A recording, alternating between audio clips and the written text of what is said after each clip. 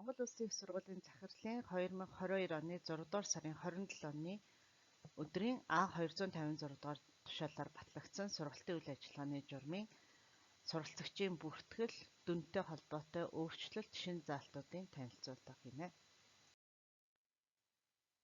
Суралцагчийн төвшин. Бидний өмнө хэрэгжижсэн сургалтын журман дээр бакалаврын оюутны хувьд суралцагчийн төвшинг 1, 2, 3, 4, 5 дугаар төвшөнд ангилж үзэжсэн бол одоо шинжлэгдсэн журмаар бакалавр, магистр, докторийн төвшний оюутныг 1, 2, 3, 4, 5 гэсэн төвшнөөр ангилсан байгаа. Иргэнээр суралцах. За, өмнөх сургалтын журман дээр бакалаврын төвшний хөтөлбөрт 15 багц цагийн хичээлийг суралцах боломжтойгоор заасан байдаг бол шинжилэн батлагдсан журман дээр бакалаврын төвшний хичээлийг үзэж болох нь байна. Бүрэн дунд боловсрол эзэмшсэн иргэн харин бакалаврын зэрэгтэй хүн магистрийн төвшин хичээл судалж болох нь байна. Магистрийн зэрэгтэй иргэн докторийн төвшний хичээлд суух боломжтойгоор заасан байгаа. Инхээр иргэн 2 хүртэл удирал хэрэв бакалаврын төвшний хичээл үзэж байгаа бол 30 багц цаг, магистр докторийн төвшний хичээл үзэж байгаа бол 9 багц цагийн хичээлийг судлах боломжтой. Ингэхдээ иргэнээр суралцсан хичээлийг хэрэв үндсэн мэргэжлэр элсэн суралцах бол дүүцүүлэх боломжтойгоор дүүцүүлэлтийн журман дээр заасан байгаа. Иргэнээр суралцах хүсэлтэй хүмүүс элсэл бүртгэлийн хилтэст хандаж өргөдөл гаргаж болно. Энэ нь бол хичээлийн 2 дугаар байрны 105 тоотод байрлал. Хос хавсраг мэргэжлэр суралцах. Сургалтын өмнөх журам дээр бид нар хос хавсраг мэргэжлэр суралцах заалт дээр голч дөнгө 2.6 гэж 6-аас дээш гэж заасан бол энэ шинэ журам дээр 2.6 ба түүнээс дээш гэж 2.6-г оруулж ирсэн байгаа. Мөн 10 дугаар сар 3 дугаар сард хүсэлтэд гаргана гэсэн бол энийг 10 дугаар сарын 1-ээс 10 дугаар сарын 31, 3 дугаар сарын 1-ээс 3 дугаар сарын 31 гэж задал тавьсан байгаа. Мөн шинэ заалтаар хос хавсраг хөтөлбөрт суралцах хүсэлт гаргасан оюутны тоо сургалт явуулах боломжоос шалтгаалan шаардлагатай бол шалгалт авч болохоор заасан байгаа. Мөн оюутан хос хавсраг хөтөлбөрт тэнцсэн хэсгээ сургалтын мэдээллийн системээр шалгаж өөрийгөө тэнцсэн хэсгийг үзэх боломжтойгоор заасан байгаа. Мөн бид нар хавсраг хөтөлбөрөөр суралцуулах журмын заалтуудаас оруулж ирсэн. Энэ дээр бол хавсраг хөтөлбөрөөр суралцаж буй оюутан тухайн чиглэлээр үргэлжлүүлэн хос хөтөлбөрөөр суралцах хүсэлт гаргаж болно гэж заасан байгаа. Дүн үнэлгээ. Бидний өмнө хэрэгжижсэн сургалтын журман дээрх үнэлгээ маань шинэ сургалтын үйл ажиллагааны журман дээр өөрчлөгдсөн байгаа. Энэ дээр бол бид нар A хасах байсан бол одоо A нэмэх A, B нэмэх B, C нэмэх C, D, F гэж өөрчлөгдөж үсгээр илэрхийлсэн дүн, тоогоор илэрхийлсэн дүн, хувьчилсан онооны өөрчлөлтүүд орсон байгаа. Энэ өөрчлөлтөөс хамааран сургалтын мэдээллийн систем дээр байгаа оюутны дүнгийн голчууд, мөн дүнгийн үсгээр илэрхийлсэн дүнгууд маань өөрчлөлт орно. За, энэ дээр үсгээр илэрхийлсэн дүнгийн агуулгыг та бүхэнд шинэ сургалтын үйл ажиллагааны журмын 4-ийн 5-ын 7 дээр зааж өгсөн байгаа. A болон A гэдэг үнэлгээ нь сургалтын дээд амжилтыг илтгэх дүн юм а. Тухайн хичээлийн агуулгыг дээд зэргээр бүрэн гүйцэд бүтээлчээр ойлгосон гэдэг санааг энд оруулсан байгаа. Эндээс бол дүнгийн тайлбарыг агуулгыг үзэж болох нэ. За, мөн бидний өмнө хэрэгжижсэн сургалтын журман дээр суралцыг үнэлэхдээ тоо болон үсгээр илтгэсэн дүнг хэрэглэхээс гадна нэмэлт тэмдэглэгээнүүдийг хэрэгжижсэн. Энэ дээр I, E, NC, CR, R, W, NA, NR, S, U гэсэн нэмэлт тэмдэглэгээ хэрэгжижсэн бол одоо сургалтын үйл ажиллагааны журам дээр суралцагчийг үнэлэхдээ хувьчилсан оноо, тоо болон үсгээр илэрхийлсэн дүнг хэрэглэхээс гадна NA, G, W, WF, NR, R, I, E, CA, CR, RC гэдэг нэмэлт тэмдэглэгээнүүдийг хэрэглэхээр болсон. Энэ дээр өмнөх журмаас G, WF, CA, RC гэдэг нэмэлт тэмдэглэгээнүүд орж ирсэн. Мөн зарим тэмдэглэгээнүүдийн тайлбарууд өөрчлөгдсөн байна. За одоо энэ дээр үсгэн тэмдэглэгээнүүдийн тайлбаруудыг яаж өөрчлөгдсөн талаар үзүүлнэ. Энэ дээр I үнэлгээг бид нар өмнө нь хүндэтгэн үзэх шалтгаанаар явцын үнэлгээ, энэ дотор эрфрат, даалгавар, дадлагын ажил, дутуу, явцын шалгалтанд орч чадаагүй гэх мэт дутуу байхад шалгалтын хугацаанд нүхэн гүйцэтгэж шалгуулахаар нөхцөлтэйгээр хэрэгжилж ийсэн. Одоо I үнэлгээг мөн адил хүндэтгэн үзэх шалтгаанаар явцын үнэлгээ дутуу эсвэл улирлын шалгалтанд ороогүй боловч дараагийн улирлын эхний 14 хоногийн дотор нүхэн гүйцэтгэж шалгуулах нөхцөлтэйгээр хэрэгжилнэ. Багш улирлын явцын оноог болон улирлын шалгалтын оноог системд оруулсан байна. Дүн оруулах хугацаанд багш дүгнээгүй тохиолдолд тухайн хугацаа дууссаны дараа суралцагчийн цуглуулсан онооноос хамааруулан харгалзах үсгэн үнэлгээний дагуу бүрэн дүгнэгдэж дуусныг илтгэх тэмдэглэгэнд шилжинэ гэж заасан байна. Тэгэхээр бидний өмнө AI үнэлгээг 1 сарын дотор шалгаж дүнг системд оруулдаг байсан бол одоо 14 хоногийн дотор дүнг системд оруулж дуусгасан байх болж байна. Тэгэхээр дараагийн 4-ийн 5-ын 20 дугаар заалтан дээр суралцагч AI тэмдэглэгтэй хичээлийн эцсийн үнэлгээг нөхөн гүйцэтгэх 14 хоногийн хугацаа дуусгаас ажлын 3-аас доошгүй хоногийн өмнө багшид даалгавраа болон шалгалтаа нөхөн өгсөн байна гэж заасан. Тэгэхээр хамгийн сүүлийн 14 дахь өдөр шалгалтаа өгөхгүйгээр 14-өөс өмнө өгсөн байна гэдгийг энэ дээр заасан байгаа. Тэгэхээр энэ нь бас сургалтын журмын дүнгийн гомдол маргаантай холбоотой заалтын хэсэгтэр заасан байгаа. Тэгэхээр нөгөө бакалаврын төвшний хичээл эхэлсэн бол бакалавр хичээл эхэлсэн улирлаасаа эхлэн 14 хоног гэж заасан байгааг анхаарч хараарай. За, тэмдэглэгээний тухай. Бид нар өмнө тэмдэглэгийг хүндэтгэн үзэх шалтгаанаар улирлын шалгалтанд ороогүй бол багш энэ тэмдэглэгийг бичнэ гэж заасан бол одоо тэмдэглэгээ нь хавар намрын үндсэн улирлаас бусад хугацаанд гүйцэтгэж буй дадлагын хичээл, эрдэм шинжилгээний багцааг энэ тэмдэглэгийг хэрэглэнэ. Дадлагын хичээл болон магистрант, докторантын эрдэм шинжилгээний дүнг оруулах хугацааг нэг улирлаар хойшлуулж болохоор заасан байна. Дүн оруулах хугацаанд багш дүгнээгүй тохиолдолд тухайн хугацаа дууссаны дараа суралцагч цуглуулсан онооноос хамааран харгалзах өсгөн үнэлгээний дагуу бүрэн дүгнэгдэж дуусныг илтгэх тэмдэглэгэнд шилжинэ гэж заасан байна. За, R үнэлгээний тухайд бол ер нь бол өмнөхтэйгээ адилхан. Гэхдээ R үнэлгээ бол 3 удаа тавигдана. R үнэлгээг буцаах боломжгүй гэдгийг дахин энэ дээр сануулж заасан байгаа. W үнэлгээг бид өмнө нь хэрэв суралцагч хичээлийг цаашид судлах боломжгүй эсвэл хангалтгүй судалсан бол улирлын шалгалтаас 7 хоногийн өмнө өөрийн саналаар уг тэмдэглэгийг багшид хүсэлт гаргаж хийлгэнэ. Суралцагч чөлөө авсан, хасагдсан, гарсан тохиолдолд дүгнэгдээгүй хичээлийн дүнг системээс тавина. Дараа нь тус хичээлийг шинээр үзэх хичээлийн адил бүртгүүлж судалнаа гэж заасан. Шинэ журман дээр бол хичээлийн агуулгын 3/2-оос багаггүйг судалсан, явцын үнэлгээний гүйцэтгэл 60% хангасан боловч хичээлийн эцсийн үнэлгээгээр зохих түвшинд хүрч үнэлэгдэхээргүй гэж суралцагч үзвэл улирал дуусахаас 7 хоногийн өмнө өөрийн хүсэлтээр багшид хүсэлт гаргаж тэмдэглэгээ хийлгэнэ.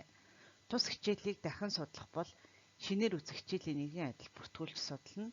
Голч дүнд нөлөөлөхгүй суралцагчийн эрс явцын үнэлгээг багш системд заавал оруулсан байна. Суралцах хугацаанд 6-аас илүү хэрэглэхийг хориглоно гэж заасан. Мөн W үнэлгээний нэмэлт нэг заалт бол 4-5-ын 33 дээр суралцах хугацаанд W үнэлгээг 6-аас илүү хэрэглэхийг хориглоно гэж заасан байгаа. Тэгэхээр W үнэлгээнд маань хязгаар тогтоож ирж байна. За, F-оттой.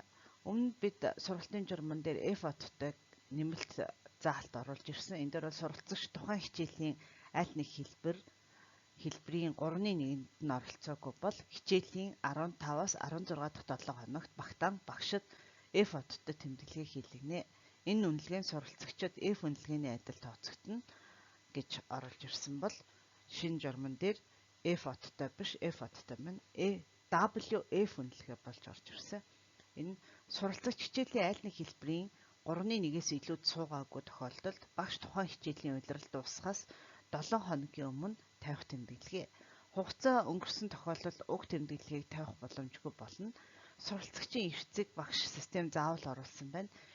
Энэхүү тэмдэглээ нь багшийн дүнгийн төгөлтийн болон хичээлийн сэтгэл ханамжийн үнэлгээнд нөлөөлөхгүй байхаар зохицуулагдана.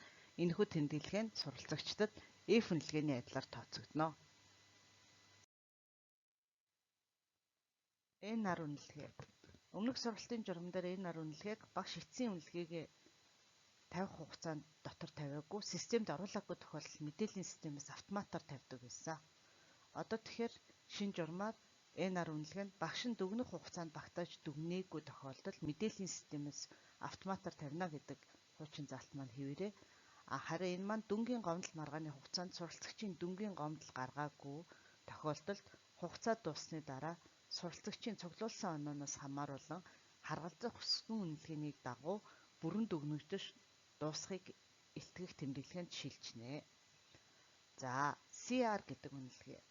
CR нь өөр сургуулийн багц цагийг шилжүүлэн тооцох үед энэ тэмдэглэгээ хийх ба дипломын авсралтан дээр энэ хിവэр бичигдэнэ гэж заадаг байсан. Тэгэхээр одоо шинэ журмаар өөр сургуулийн дүүцүүлсэн хичээлийг тоцтгох тэмдэглэгээ. Харин дипломын авсралтан дээр тухайн хичээл нь CR боловч A бол 100 CR 100 ACR гэх мэтчлэн тэмдэглэгэнд өөрчлөлт орсон байгаа. За, шинээр орж ирж байгаа өсгөн тэмдэглэгээнүүд. Энэ дээр G гэдэг тэмдэглэгээ нь бол бүрэн гүйцэд дүгнэгдэж дуусныг харуулах нь байна.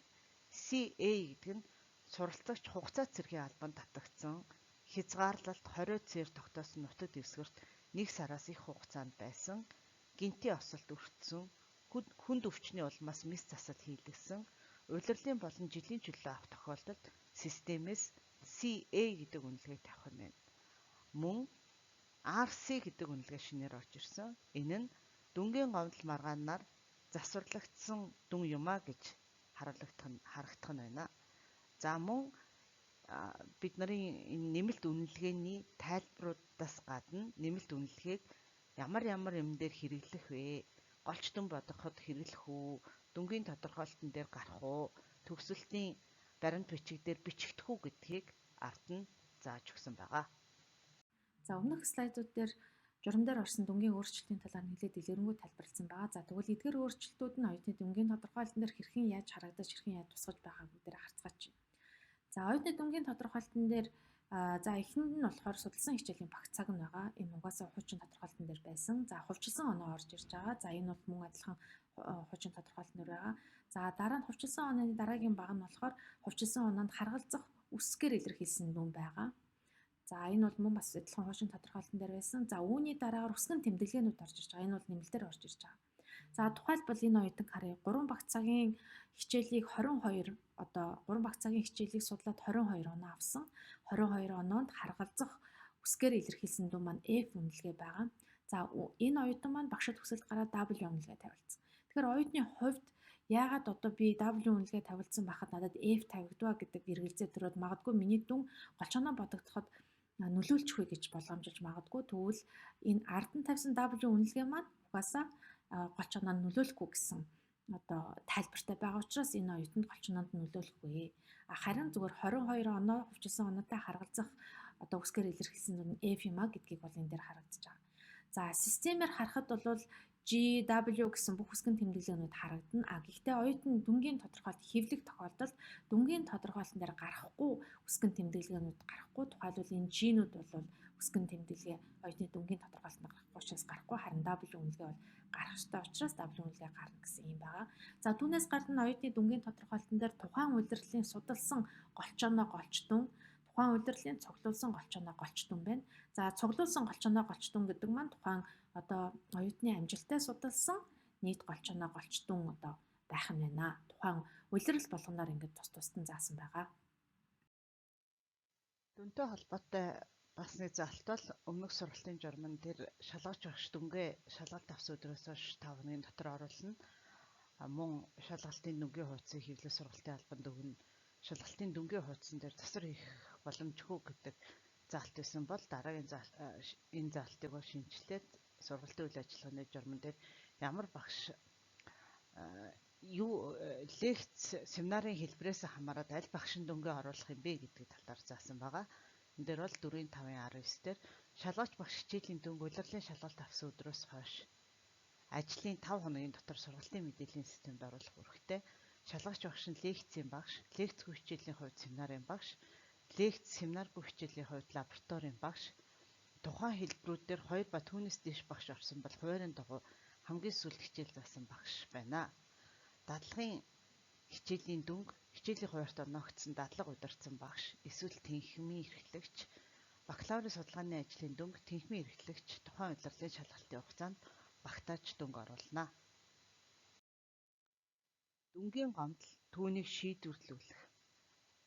За бидний өмнө хэрэгжилсэн сургалтын журман дээр суралцагч хичээлийн дүнгийн гомдолтой бол тухайн хичээлийг судалсны дараагийн улирлын эхний 1 сар дотор сургалтын албанд хүсэлтээ гаргаж шийдвэрлүүлнэ. Шаардлагатай тохиолдолд бүрэлдэхүүн сургуулийн захирлын тушаалаар ажлын хэсэг байгуулж шийдвэрлүүлж болно гэж заасан бол шинжлэгдсэн журман дээр суралцагч хичээлийн дүнгийн гомдолтой бол тухайн хичээлийг судалсны дараагийн улирлын тухайн төвшин, тухайн хэлбэрийн сургалтын үйл ажиллагаа эхэлсэн эхний 14 хоногт багтаан хичээл заасан багшид хүсэлтээ гаргаж шийдвэрлүүлнэ гэж заасан. Энэ дээр нэмэлт тайлбар нь юу вэ гэхээр хэрвээ бакалаврын өдрийн оройн хэлбэрээр суралцагч бол та 9 сарын 1-нд хичээл эхлэхэд 14 хоногийн дотор дүнгийн гомдол маргаанаа шийдвэрлэх нь байна. Харин магистр, доктор бакалаврын ичнэр хэлбэрийн хичээл 10 сарын 1-нд эхлэх бол та 10 сарын 1-ээс 14 хоногийн дотор багтаан дүнгийн гомдол маргаанаа шийдвэрлүүлэх боломжтой гэж заасан байгаа. За дүнгийн гомдол маргаантай дараагийн заалтууд нь болохоор тухайн дүнгийн гомдол маргааны дагуу багш дүнгийн маргаан гомдол барагдуулах хүсэлтийн маягтыг бөглөн гомдол гаргасан суралцагчийн явцын үнэлгээ, улирлын шалгалтын материал зэрэг нотлох баримтыг бүрдүүлэн сургалтын үйл ажиллагаа хариуцсан нэгжид хүргэнэ гэж заасан байгаа.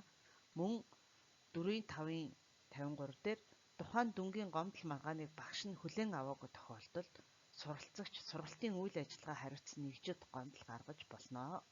Шаардлагатай тохиолдолд бүрэлдэхүүн сургуулийн захирлын тушаалаар тэнхимийн багш нарын оролцоотой ажлын хэсэг гаргаж шийдвэрлүүлнэ гэж заасан. Мөн 4-5-55-д дүнгийн маргаан гомдлын улмаас өөрчлөлт оруулсан дүнг сургалтын үйл ажиллагаа хариуцсан нэгж сургалтын мэдээллийн системд оруулна гэж заасан. Суралцагч чөлөө авах. Өмнөх сургалтын журам дээр 1 удаагийн чөлөөний хугацаа 2 хүртэл улирал байж болно. Чөлөө олгох тухай тухайн сургалтын албаны шийдвэрийг бүрэлдэхүүн сургуулийн захирлын тушаалаар баталгааж болно. Суралцагчийн суралцах хугацаанд олгох нийт чөлөөний хугацаа 2 жилээс хэтрэхгүй байна гэж заасан бол шинжлэгдсэн сургалтын үйл ажиллагааны журмын 5-1-2 дээр 1 удаагийн чөлөөний хугацаа 2 хүртэл улирал байж болно. Суралцагчийн суралцах хугацаанд олгох чөлөөний нийт хугацаа 2 жилээс хэтрэхгүй байна. Цэргийн жинхэнэ албанд татагдсан жирэмсний болон хүүхэд асрах чөлөө эмчийн зөвлөгөөний шийдвэрээр суралцах боломжгүй болсон тохиолдолд зэрэг тохиолдлуудыг авч үзээд чөлөөний нийт хугацаанд оруулж тооцохгүй гэж заасан байна. Суралцагч үргэлжлүүлэн суралцах. За бид өмнөх сургалтын журам дээр чөлөөний хугацаа дууссан суралцагч улирлын хичээл эхлэхээс 7-оос доошгүй хоногийн өмнө үргэлжлүүлэн суралцах хүсэлтээ өгнө гэж заасан бол шинэ журмаар 14-өөс доошгүй хоногийн өмнө үргэлжлүүлэн суралцах хүсэлтээ гаргана гэж заасан байна. Сургуулиас чөлөөлөх. Суралцагч сургуулиас чөлөөлөгдөх хүсэлтийг гаргадаг. Энэ нь бол мөсийн захирлын тушаалаар гардаг. Тэгэхээр өмнө нь бид хугацааг заагаагүйсэн бол шин сургалтын журам дээр бид Мойсийн захирлын тушаал сард 1 удаа гарна гэж хугацааг заасан байгаа.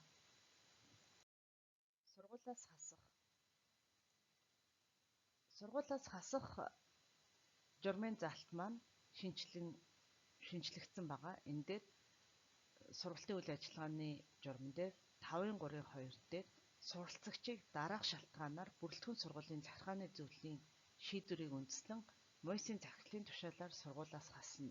Үүнд 4 улирал сургалтанд оролцоогүй, 3 улирал дараалан 0.7-оос доош голч дүнтэй суралцсан. Хөтөлбөр сонголт хийлгүүгээр ерөнхий суурийн хөтөлбөрт 4 улирал ба түүнээс дээш хугацаагаар суралцсан. Эзэмшсэн мэдлэг чадвар, хандлага үнэлүүлэхдээ хуурч мэхэлсэн тогтоогдсон. Бусдад санаатаагаар хуулуулсан. Мойст ашиглагддаг мэдээллийн системд өөрт нь олгосон эрхээс бусад байдлаар ашигласан тогтоогдсон. Тухайн үйлдэлийн хүрээнд мэдээллийг санаатаа өөрчлөхийг оролцсон, устгагдсан тогтоогдсон. Мойсийн баримт бичиг, дипломын хавсралт, дүнгийн тодорхойлолт гэх мэтийг хуурамчаар үйлдсэн тогтоогдсон. Ёс зүйн ноцтой зөрчил гаргасан Монгол Улсын их сургуулийн ёс зүйн маргаан таслах бүрэлдэхүүний хурлын шийдвэрээр тогтоогдсон. Гэмт хэрэг үйлдсэн нь хууль хяналтын байгууллагаар тогтоогдсон бол сургуулиас хасгана байна. Сургуулиас хасах дараагийн заалтууд дээр бол шинжлэгдэж заалтууд орж ирсэн байгаа. Энэ бол 5-3-3 дээр тухайн улирал албан ёсоор чөлөө аваагүй, тодорхой шалтгаангүйгээр хичээлд огт суугаагүй, эсвэл тэг голч дүнтэй суралцсан суралцагчийг сургалтанд оролцоогүй гэж үзнэ. 5-3-4 дээр улирал бүрийн төгсгөлд хасагдах нөхцөл төгсөн суралцагчдад сануулгах мэдээллийг хүргэнэ. 5-3-5 дээр суралцагчдад сургуулиас хасах тухай сануулгах болон хасах мэдээллийг сургалтын үйл ажиллагаанд хариуцсан нэгж сургалтын мэдээллийн системд байгаа холбоо барих цахим хаягийг ашиглан хүргэнэ. Холбоо барих цахим хаяг өөрчлөгдсөн тохиолдолд сургалтын үйл ажиллагаа хариуцсан нэгж хариуцлага хүлээхгүй. Мөн 5-3-6 дээр сургалтын үйл ажиллагаа хариуцсан нэгж журмын өмнөх заалт дээр заасан нөхцөлийг хангасан суралцагчдын жагсаалтыг улирал бүрийн 12 дугаар 7 хоногт багтаан гаргаж бүрэлдэхүүн салбар сургуулийн захиргаанд хүргүүлнэ гэсэн байна. Тэгэхээр 5-3-2 гэдэг заалт маань хасагдах нөхцөл хангасан хүмүүсийн жагсаалт гарна гэж ойлгож болох нэ. За сургалтын журмын дараагийн нэг заалт бол суралцагчийн лавлгаа тодорхойлт хэсгүүдээр өөрчлөлт орсон байгаа. Энэ дээр бид өмнө авдаг байсан лавлгаа тодорхойлтууд бол ерөөдөө хуучин хിവэрээ хариуцж байгаа нэгж нь бол сургалтын үйл ажиллагаа хариуцсан нэгж түүц машинаас авч байгаа гэдгийг заасан байгаа. Энэ дээр нэмэлтээр дипломын нэмэлт тодорхойлт, диплом саплемент авах хүмүүс сургалтын үйл ажиллагаа хариуцсан нэгжид хандах нь байна. Тэгэхээр энэ тодорхойлтыг гаргаж өгөхдөө англи хэл дээр бол ажлын 3 хоног, монгол хэл дээр бол ажлын 1 хоногт багтааж өгөх нь. За энэ дээр бас нэг өөрчлөгдсөн заалт юу вэ гэхээр суралцагчийн үнэмлэх хаяж гээгдүүлсэн тохиолдолд хаанаас авах вэ гэдэг дээр сургалтын нэгдсэн алба гэж өмнөх журам дээр заасан байдаг бол одоо суралцагчийн үнэмлэх хаяж гээгдүүлсэн тохиолдолд суралцагч төгсөгчийн үйлчлэгээ хариуцсан нэгжээр хандаж үнэмлэхээ шинээр авах нь байна. Тэгэхээр нэгж маань өөрчлөгдсөн байгааг эндээс харах боломжтой. За ингээд суралцагчийн бүртгэлтэй холбоотой хэсгүүд дээрх өөрчлөлт, шин заалтуудын талаар та бүхэн танилцууллаа. Та бүхэн сургалтын үйл ажиллагааны журамтай дэлгэрэнгүй танилцах бол Мойсийн вебсайтад байрлах дотоод дүрм журам гэсэн хэсэг рүү орж сургалтын үйл ажиллагааны журмыг татаж авч дэлгэрэнгүй бүрэн ихээр нь унших боломжтой байгаа.